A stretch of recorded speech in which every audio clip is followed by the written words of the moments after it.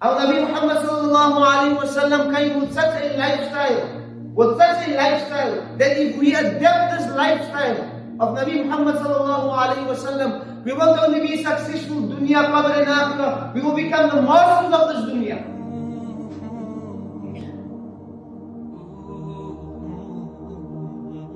This is that same ummah that Allah subhanahu wa ta'ala brags about, says that you are the best of ummahs. And there's many places where Allah subhanahu wa ta'ala speaks about this ummah. But if we sit still and think,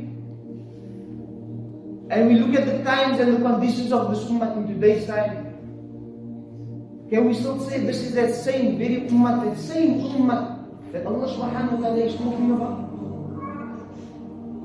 The same ummah that Allah subhanahu wa ta'ala is talking about? There are days when we hear the difficulties the ummah is going through. There are days that we hear how ummah is being killed, how ummah is being mocked at. In the time of 14 centuries ago, in the time of Sayyidina Umar radiallahu anhu, where time was where the Muslims, they owned 2.2 million square meters of land. They were the rulers of this land. 4,000 Jamia masjids built in the time of Sayyidina Umar, the golden era. Now we find, ons het een masjid, maar ons moet fundraisers hou. Ons moet fundraisers hou vir 'n masjid. Is this still the same ummah? Where it is so difficult for us to look after our own masjid. 4,000 masjids built, and each masjid, Jummah was held in this masajids. We find it difficult to fill one masjid.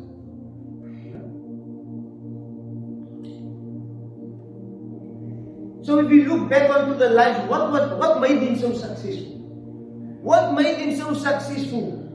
If our minds tell us that, okay, we need a certain a worldly degree, or we need some wealth in our pockets, we look at the battle of Khandaq. Turn back, history tells us. Read history on Islam. While the Sahaba was busy digging the Khandaq, the trench, some of them were so hungry. Their families were hungry. Some of the Sahaba, they had stones tied to their stomachs. Nabi Muhammad sallallahu alayhi wa sallam, who was the beloved of Allah, he had 2 stones tied to his stomach. So, the wife of Jabir bin Abdullah radiallahu anhu, his wife tells him that, I heard that the Prophet sallallahu alayhi wa sallam is in such a condition. We have a baby goat. Why don't you slaughter this goat and then we can feed the Prophet ﷺ and 1 or 2 of his companions of his choice. 1 or 2 of his companions of his choice.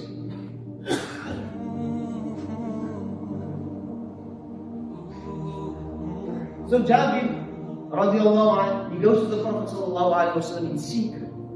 Because why? There's a lot of Sahaba. A lot of them. And they were not able to feed from a baby goat all of these companions. So he goes to the Prophet ﷺ and says that my wife has prepared a meal for your Prophet and you can invite 1 or 2 of you. Will you choose? What was the Prophet ﷺ? What did he do? Ya Ahl al-Khandaq. Made an announcement, oh people of the trench, oh people of the trench, there is food that is being presented by Jabir at his house. There is food that is presented. This food was enough for 4 or 5 people maximum. All the people of Khandaq, they went, they ate to their full. It was asked, someone asked Jabir that, was there enough food? He says, from the time they started eating till all of them ate, that food remained the same. So success was never connected to this dunya. It was through the sacrifices of them. The sacrifices through of the iman that Allah subhanahu wa ta'ala gave him this nusrah.